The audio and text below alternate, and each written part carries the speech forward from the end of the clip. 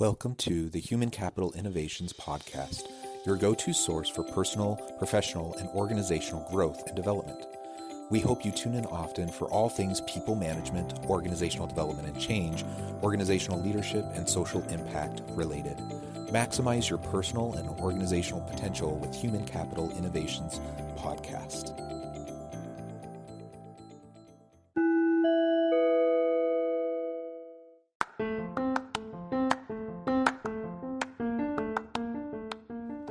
Welcome to the Human Capital Innovations Podcast. In this HCI podcast episode, I talk with Luke Switkowski and Mark Grignon about key trends in HR operations in the Workday industry.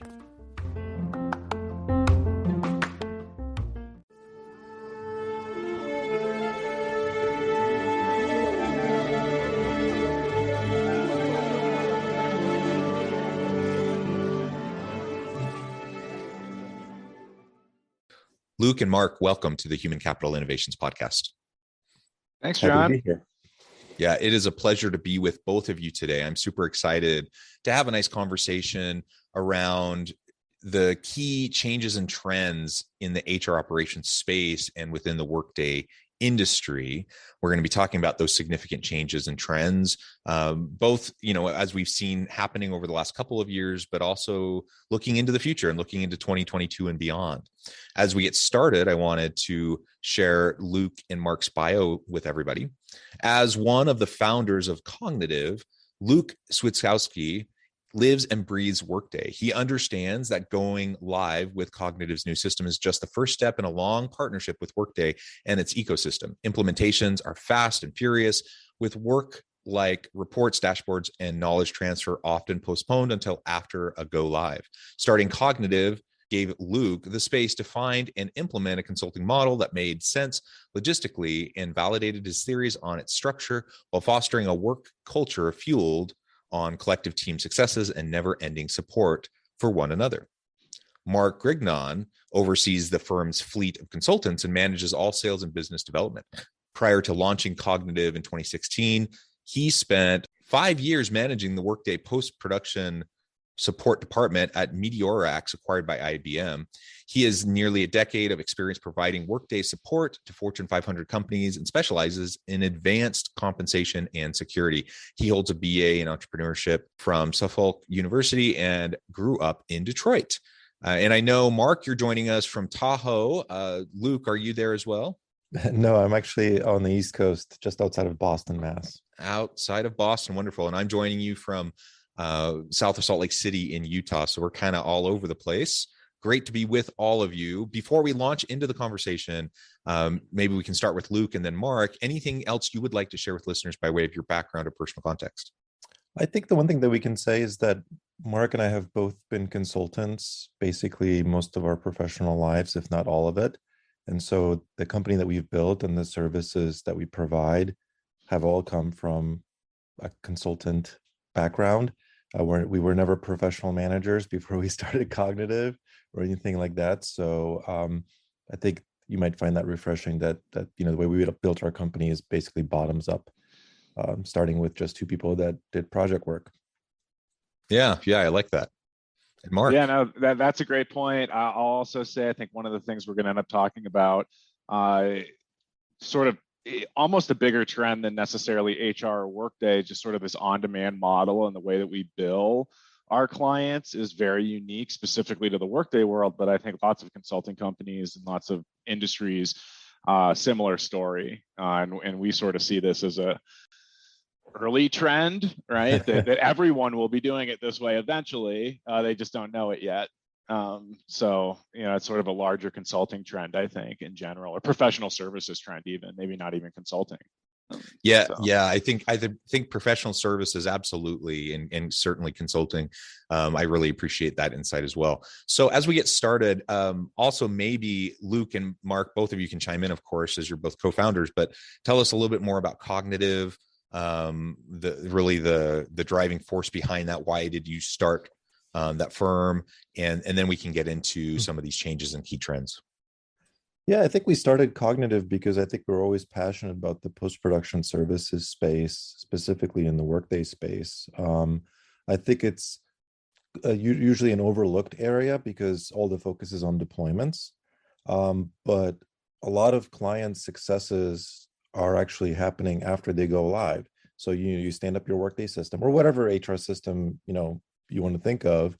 There's so much to do afterwards, that just having a helping hand here and there, and even someone to do bigger projects is really, really helpful.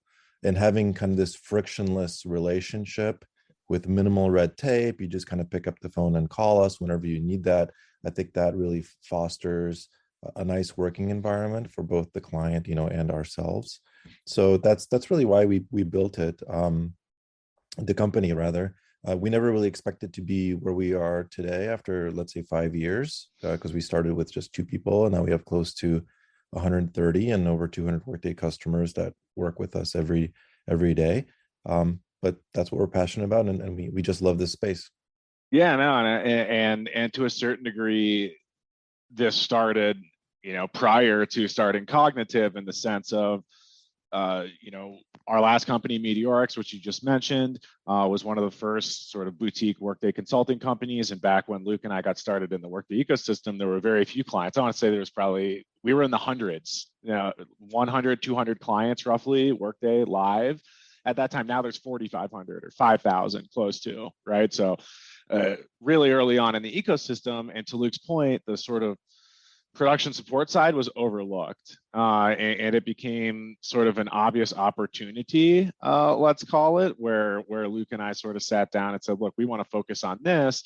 And so we started that department at the prior company. Now, to Luke's point, everyone really focuses on deployments, and that's really still true today.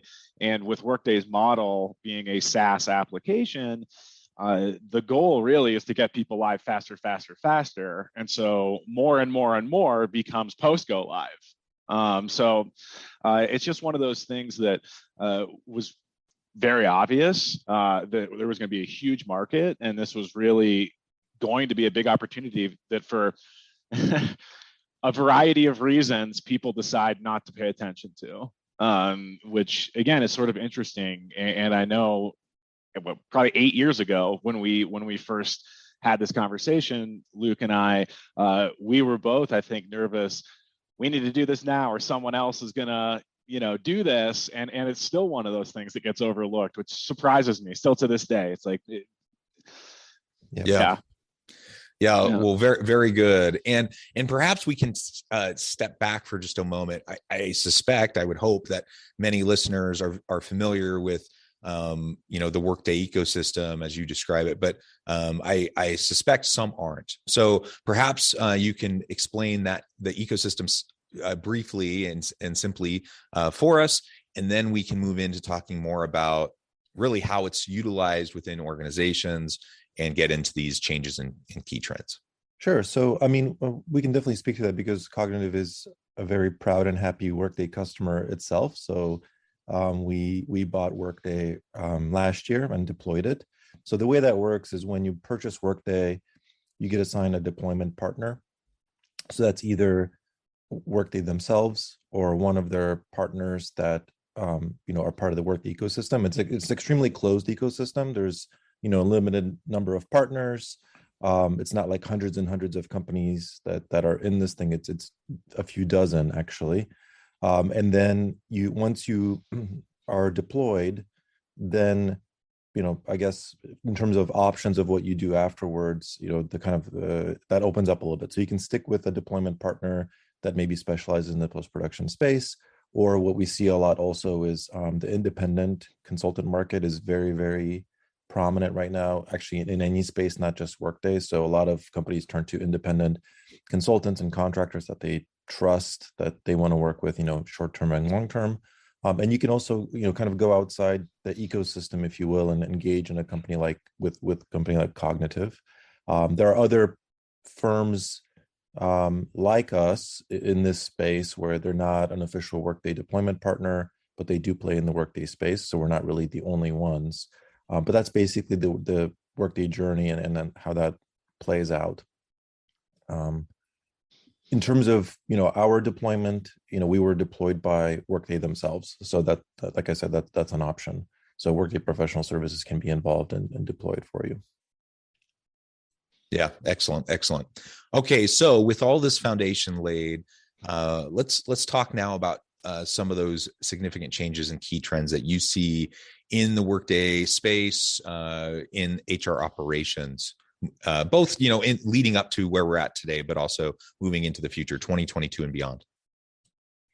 Yeah, I mean, I think one of the, I mean, there's a lot of things to look at, but I think that one of the primary trends definitely is there's kind of a refocus on, let's say, efficiency of operation and just efficiency of systems or whatever your stack is of systems, simply because as we get kind of, as the world changes and we become, let's say, more remote, more skill focused, companies really need to adapt quickly to make sure that they have everything in place operationally so that they can be more nimble maybe than before. And we see that kind of across the board with our customer base. What I mean by that is, things that used to maybe take, 10 days, 15 days, 30 days can no longer take that long to execute on. You really have to be able to pivot quickly as a company in order so you don't miss out, right? I think the great resignation and kind of the whole remote situation that we're in with the pandemic is a great case in point where for companies that are refusing to let people work remotely, they're just simply losing out on talent. And there's really there's no nice way to say it in that it's not the smartest decision, unless you're in an industry where you have to have people like in a factory floor or present, at a site. Let's talk about that for a minute, because that's something I talk to a lot of people, and I think the vast majority of leaders, HR people that I talk to would echo what you're saying, but there are still those that are resistant, and they're sick and tired of what they call the entitled labor market, and they want people back in person, and they're frustrated that people won't come back. And it kind of blows my mind. I honestly, I don't really get it. So why do you think, what's the cause of this resistance? Why aren't people willing, especially over the last 2 years? I mean, goodness gracious, I understand people maybe being resistant pre-pandemic, but we've been living it for 2 years now. And like, certainly people must have realized it's very doable. Yeah, I think so. Let me I guess address the entitled part, because I think that kind of when I hear that, I kind of like flinch a little bit, because I think that's a very strong word. So Cognitive, since the very beginning, was a remote first company, because for us in order to be successful, we knew we had to have the best talent possible, which what meant to us is that we weren't going to have geography or logistics be a barrier to fantastic talent if the work can be done, on a computer, right? So there's really no point in that. And the kind of the counter argument that I have to, let's say, those that are still resistant is, what the pandemic has done is it led a lot of people to reflect and really calculate how valuable their time is. So if you've been commuting to work, let's say an hour and a half one way, there are some people that do that. Certainly in like large metro areas where traffic is high, you add that up, that's 10 hours a week of time that, okay, there's only so many books on tape or podcasts you can listen to. And maybe people are like, you know what, I'm not willing to sacrifice that time anymore, right? Or I want to live closer with families, and that's no longer a negotiable thing that I'm willing to give up, right? So I don't think it's a entitlement thing. I think it's just people reprioritizing what's important in their lives.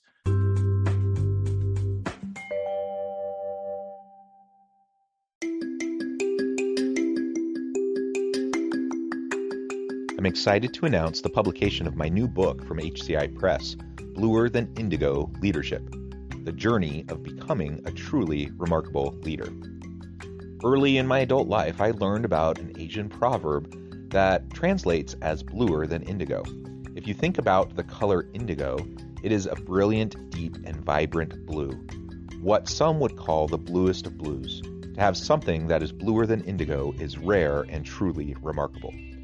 Contrary to popular myth, there is no one-size-fits-all or cookie-cutter approach to effective leadership.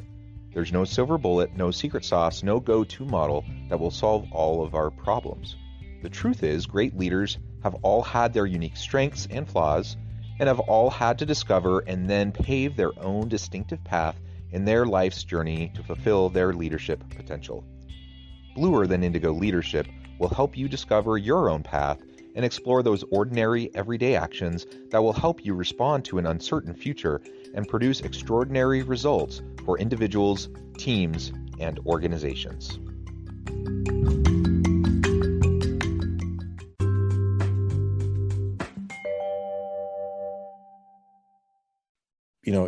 If that means that they're going to say no to travel to work every day or an office, then they're willing to do that. And what that has shown, though, is for those who are resistant to that change, is that they end up losing out on the talent, right? Because it's definitely happened at Cognitive where, I talk to candidates and I basically ask, like, why are you applying here? Like, your resume looks fantastic. You're crushing your career where you're at.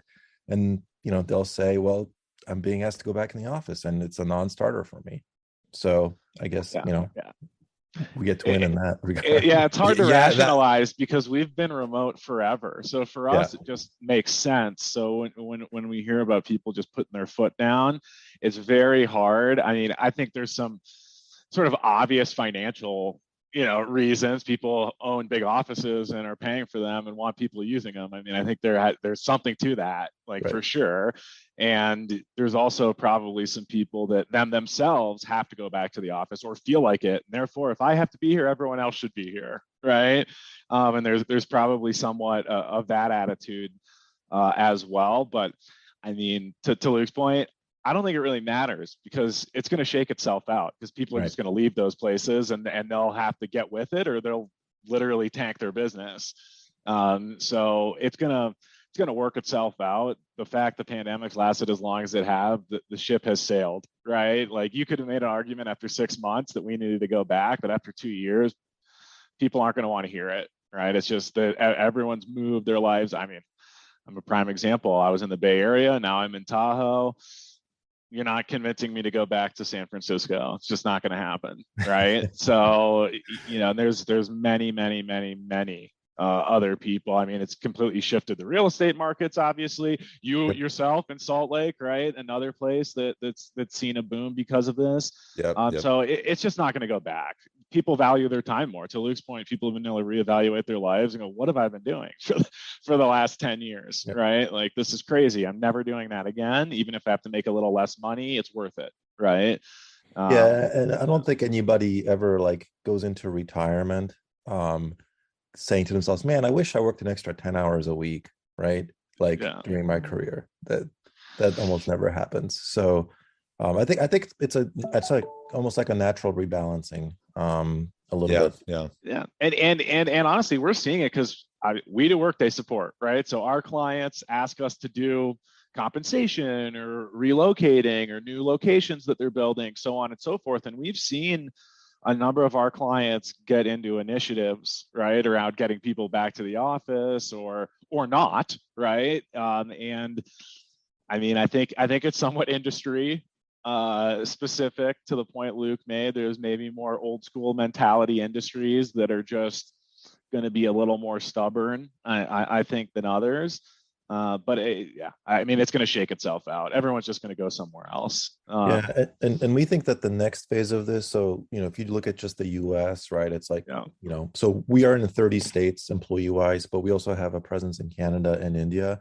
We think this is going to be a global trend soon enough, where companies are going to find talent where talent is, and that's going to be the priority for even something like as specific as Workday, because it is a very specific skill set. It's not like hundreds of thousands of Workday consultants in the world. It's tens of thousands, maybe.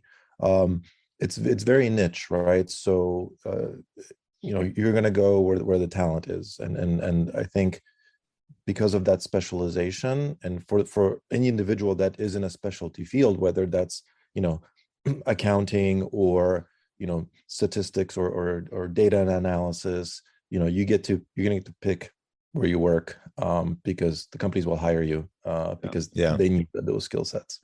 I mean, time zones is really the only barrier.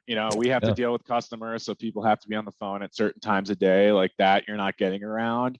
But ultimately, if you're good at your job, you're good at your job. I don't care where you live. To Luke's point, it's not a now I can hire someone in a different state. It's going to be I can hire someone anywhere in the world. And so many companies have started that are helping with this, right? I mean, this is the new wave of technology is basically how can people work anywhere, and companies like Remote, for example, who we've talked to, are allowing you to hire in countries you're not established in already, and things like that, breaking down barriers to entry, right, to working globally.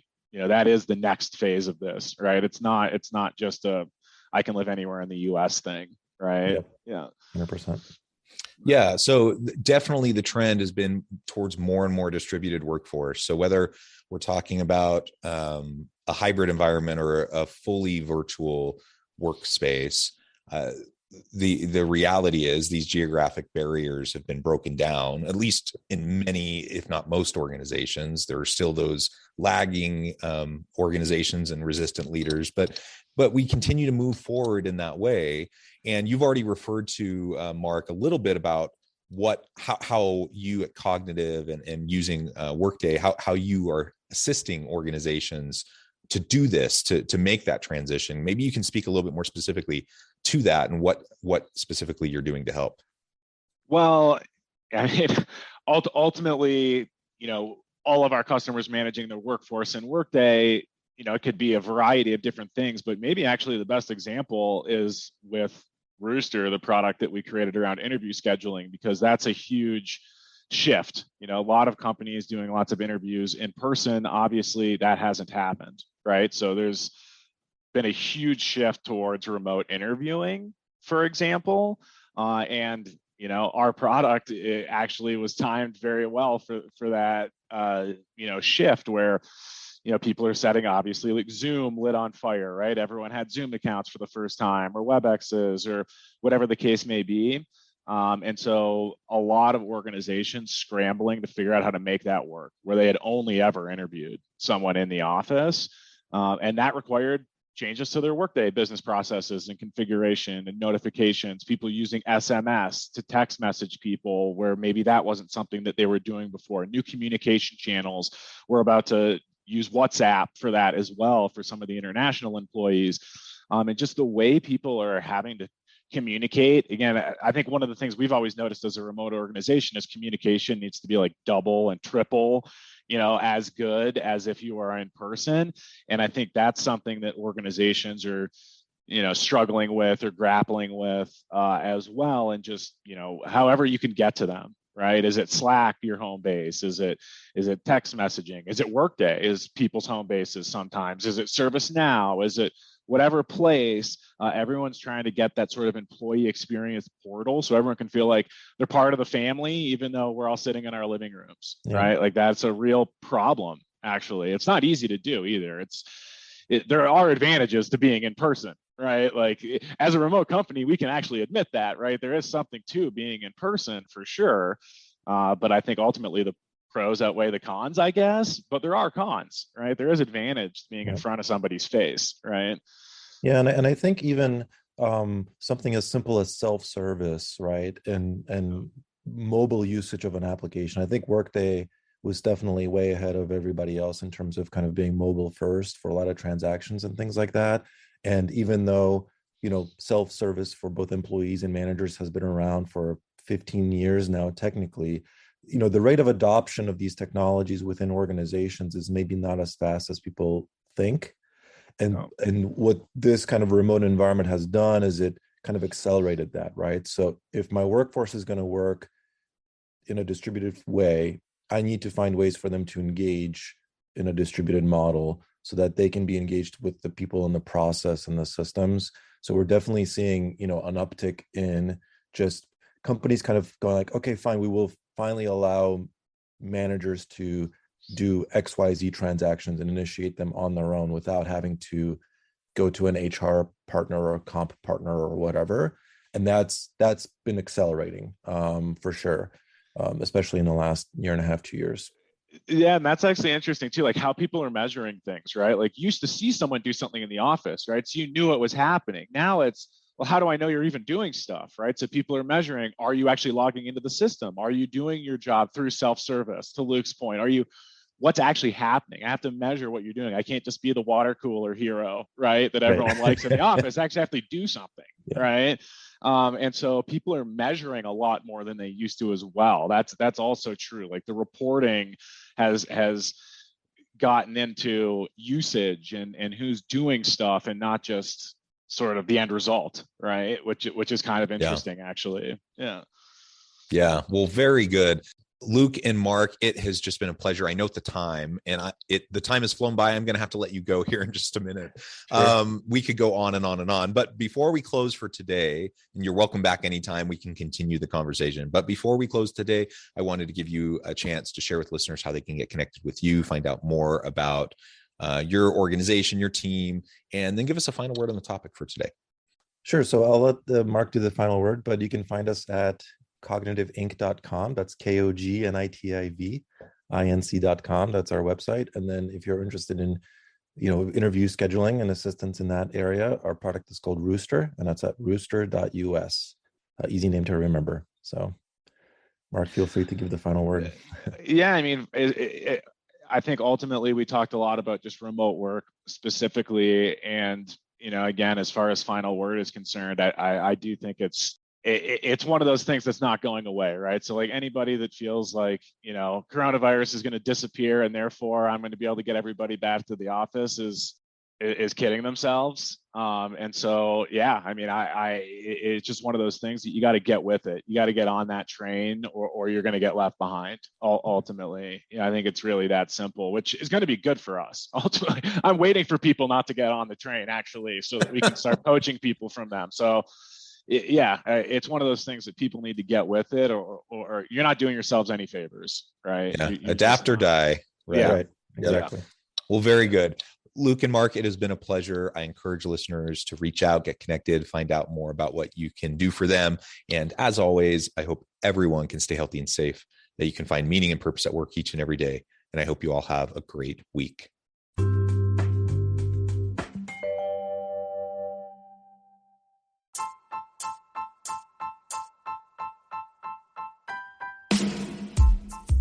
The alchemy of truly remarkable leadership. Ordinary, everyday actions that produce extraordinary results. Consider how the nature of work has shifted over the past 50 years.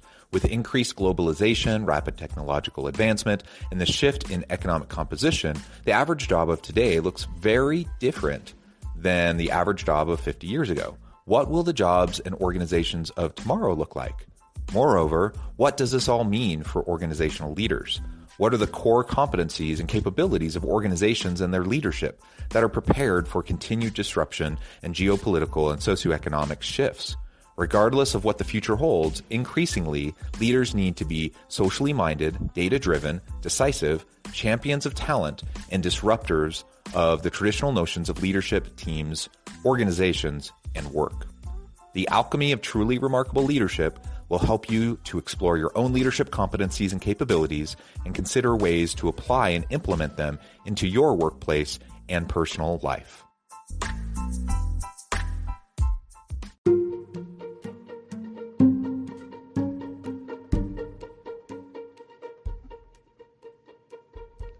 Check out Human Capital Innovations magazine, Human Capital Leadership. Human Capital Leadership is a free, interactive e-magazine with the mission to help individuals, leaders, and organizations find innovative approaches to maximize their human capital potential. We publish issues quarterly in August, November, February, and May. Take a look at the latest issue and let us know what you think.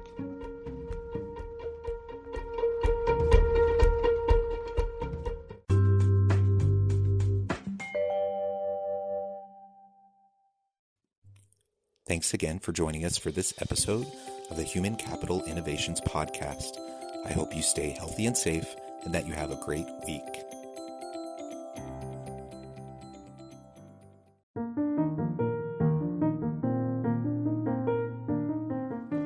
Check out our new weekly LinkedIn newsletter, Alchemizing Human Capital, exploring industry trends via original research and interviews with executives and thought leaders from across the globe.